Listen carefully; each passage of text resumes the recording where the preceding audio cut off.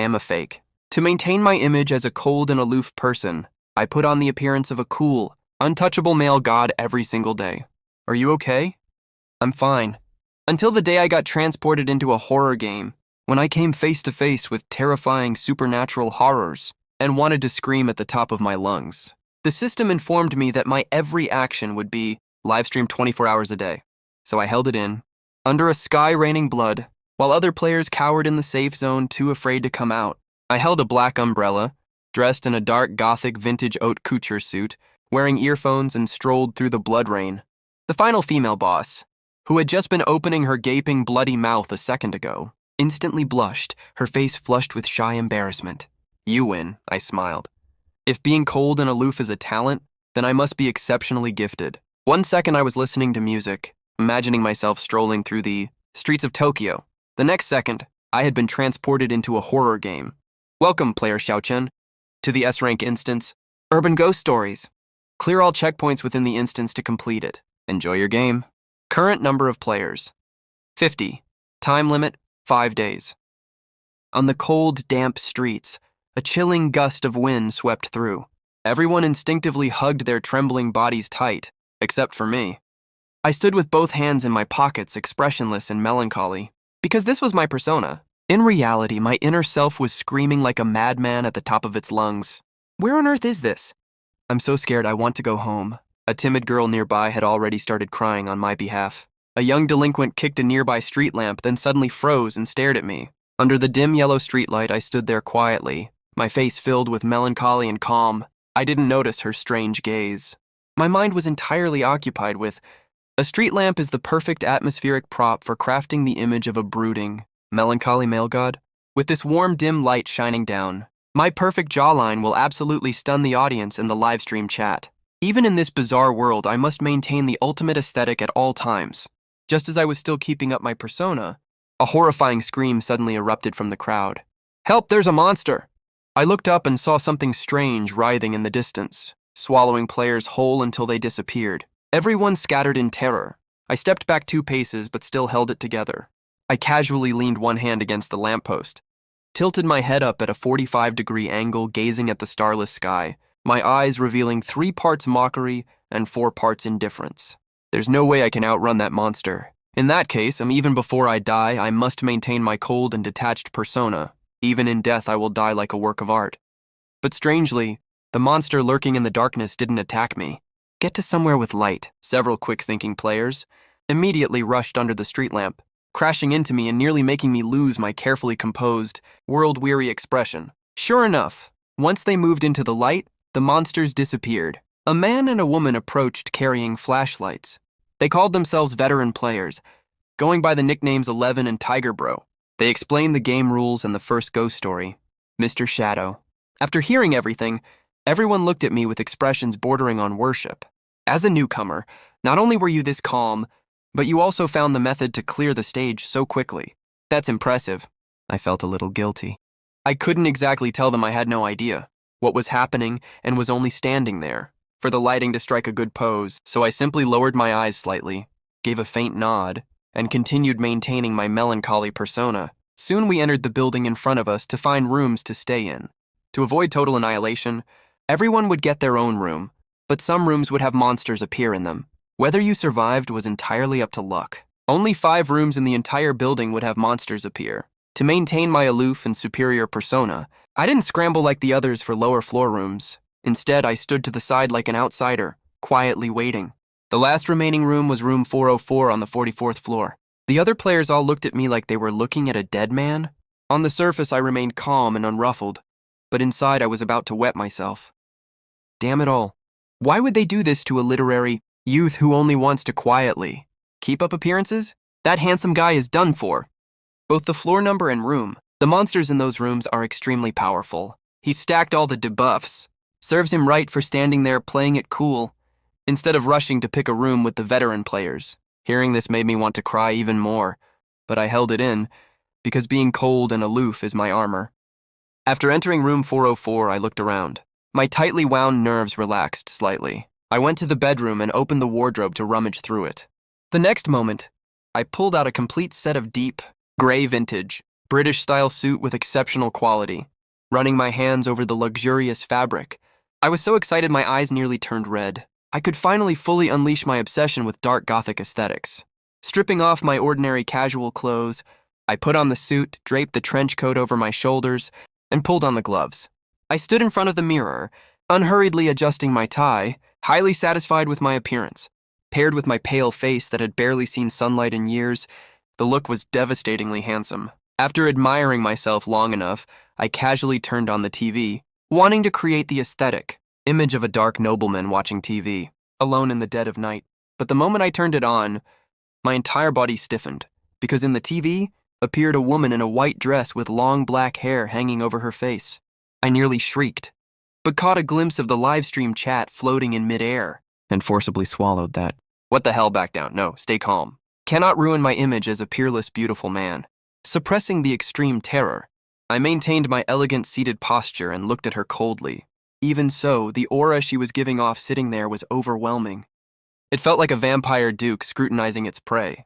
Evil spirits begone. An ice-cold, sticky hand grabbed my ankle. I trembled and opened my eyes. This broken, desolate atmosphere was absolutely exquisite. The only flaw was that her hair was too messy. It lacked dimension and layering. Itching with the urge to fix it, I went ahead and pulled a pair of scissors from the nearby drawer. Don't move!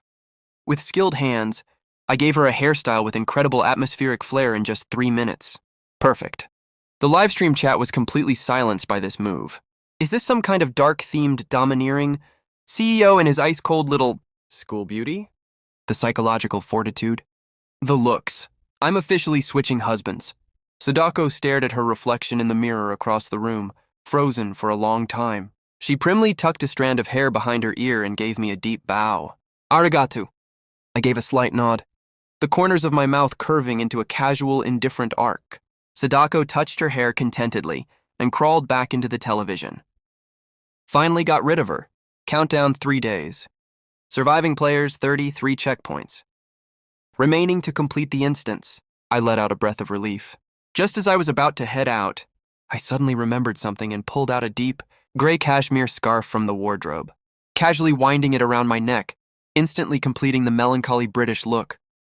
When I came down to the lobby on the first floor to regroup with the other players, everyone was shocked to see me walk out of room 404 completely unharmed. Tiger Bro's expression changed when he looked at me. Let's form a team. Our chances of survival will be much greater.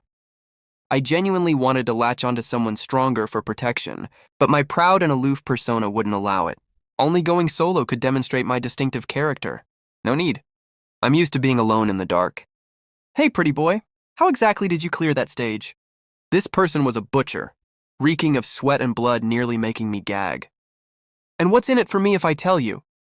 Hehehe, if you tell me, I won't just refrain from hitting you. I'll help you clear the stages too. Otherwise, I'll cripple you right here and now. I let out a scornful laugh. Though he was bigger and taller than me, I locked eyes with him unflinchingly to keep from breaking character. Did you accidentally install a pig's brain into your own skull at the slaughterhouse? You believe I can make sure you don't survive the night?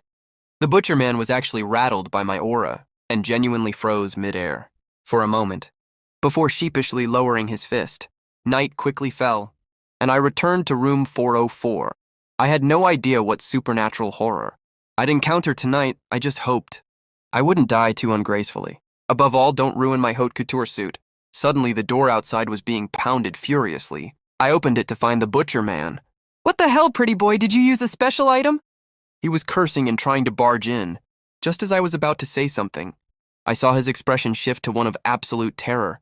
I took a deep breath, pulled out a pure white handkerchief, and elegantly dabbed at a single drop of blood that had splattered onto my cheek. When I slowly raised my head and came face to face with a visage, completely wrapped in bandages, my heart rate instantly spiked to 180.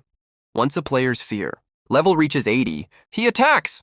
My heart rate of 180 wasn't from fear, it was from excitement.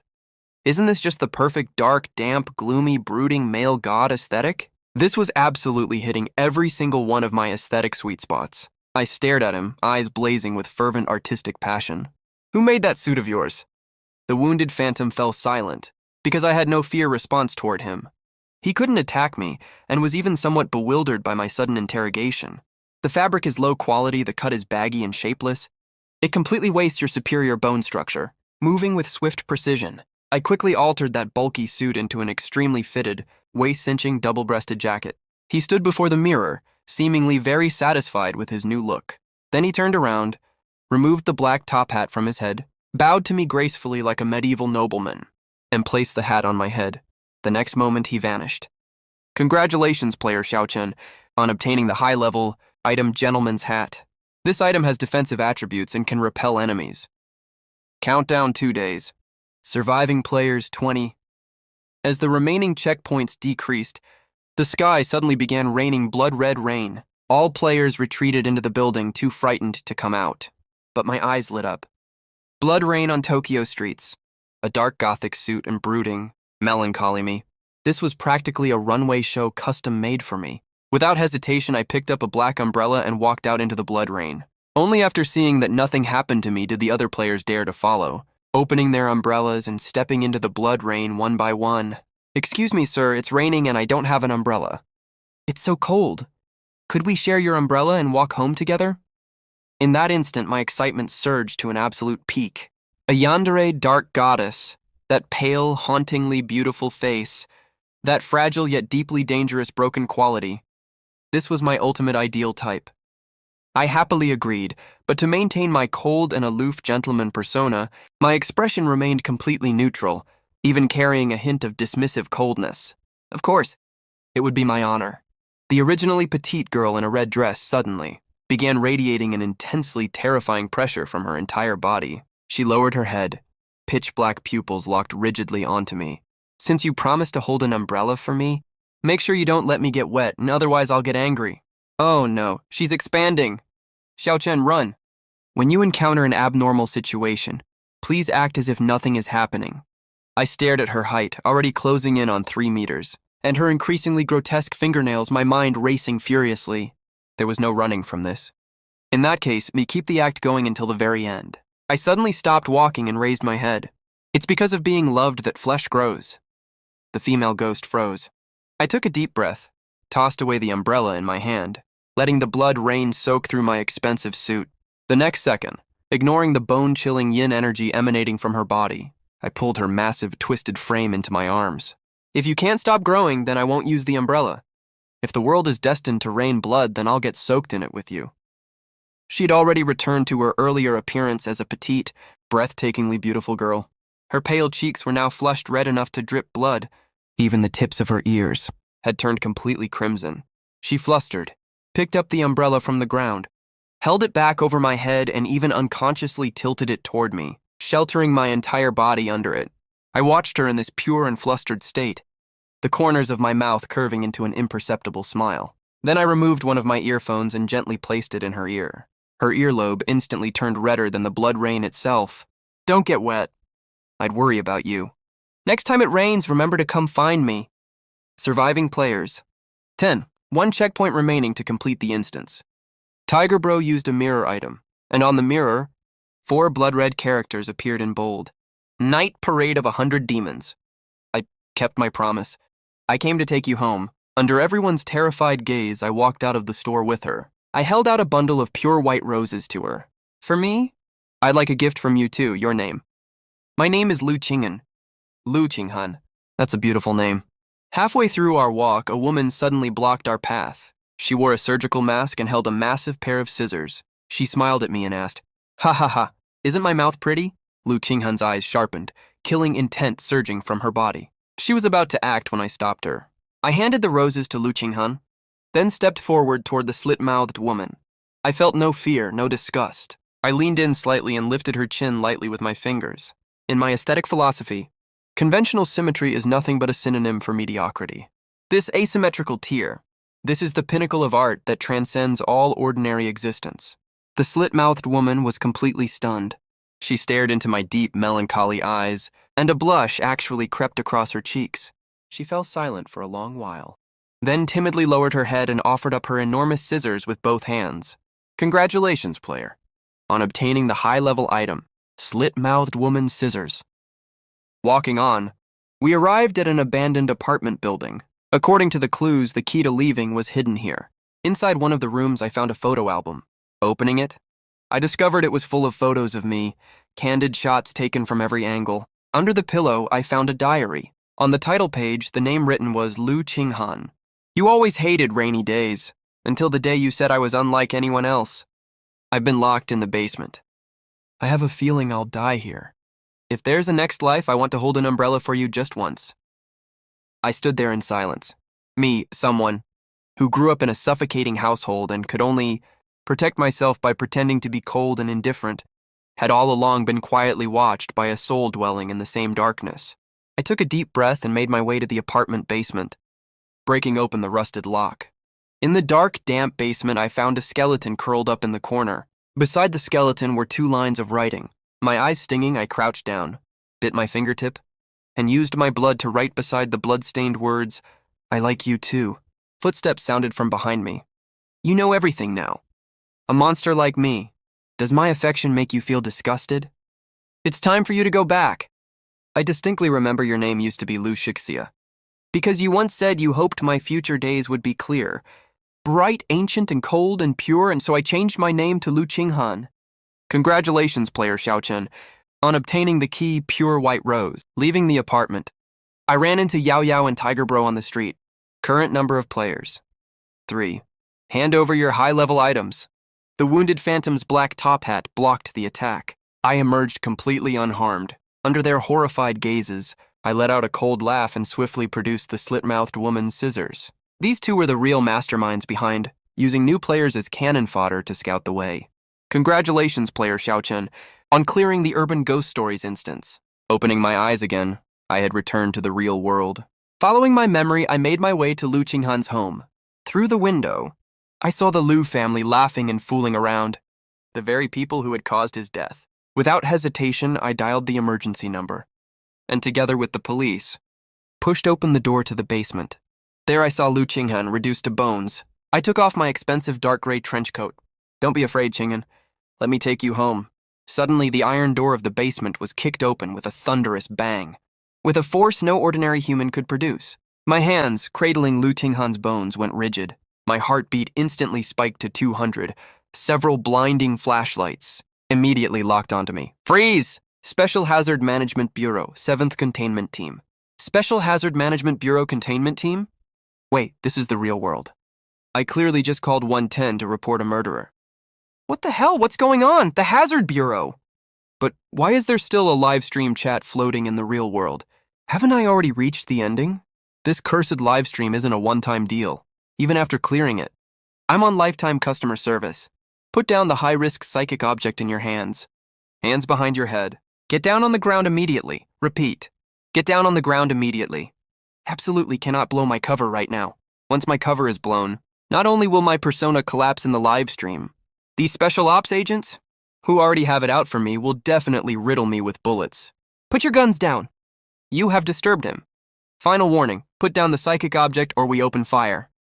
I'm betting they don't dare shoot. Or rather, I'm betting that the system which has given me so many advantages in the game will absolutely not let me get shot full of holes. On my very first day back in the real world, just as the captain was about to give the order, something unexpected happened. "Captain, it's an S rank or above, single 3rd-tier reaction." "You dare point a gun at him?" Lu Qinghan's voice was ethereal and chilling. Qinghan wife is showing her power. She actually possessed him fully. If she really slaughters the entire Guan family, they'll spend their lives as fugitives. Qinghan. I've said before, I dislike having the smell of blood soil my clothes. These crude and common mortals aren't worthy of dirtying your pure hands. Stand down. If acting cool had a ranking system, I would absolutely be at the top tier right now. We'll do whatever you say. Just who are you exactly? Me? I am nothing more than a lonely soul cast out by this tedious world. Why are you going to arrest me? Lead the way then. Just hope your vehicle is worthy of my standards. The light transmission of this bulletproof glass is terrible. It completely ruins the cyberpunk feel of the night view outside.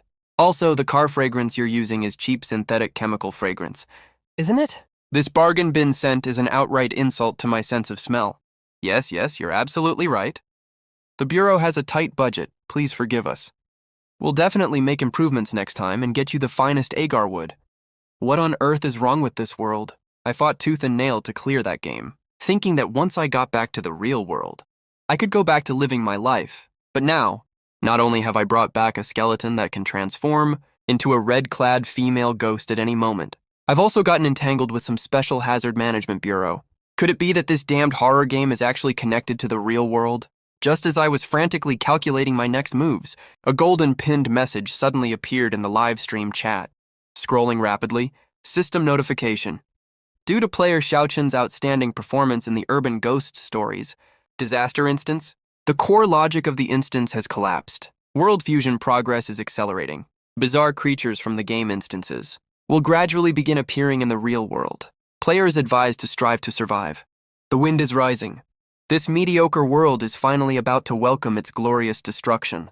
What a truly delightful feast to look forward to. Mr. Xiaochen, correct? Your records are remarkably clean.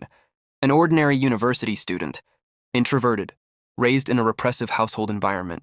But half an hour ago, you cleared that notorious Blood Moon game, and you also brought out a disaster-level obsession entity. Put out that cigarette. The smell of that cheap tobacco burning will ruin the scent of rainwater that has soaked into this coat. That is the scent he left on me. I won't allow anyone to destroy it. Very well, let's get to business. Bureau Chief Lei took a deep breath and tried to regain control of the situation. Spatial rifts are appearing all over the world, and monsters from the game are invading reality. Our Special Management Bureau needs experts like you, those who possess powerful psychic abilities, and can control disaster-level paranormal entities. I formally invite you to join the Bureau as a special advisor at the highest classification level. Bureau Chief Lei, I think you've gotten one thing wrong. I am not a savior, nor am I a hired hand you can dispatch at will. I have absolutely no interest in saving the world. In my world, only the pursuit of ultimate beauty is worth my attention.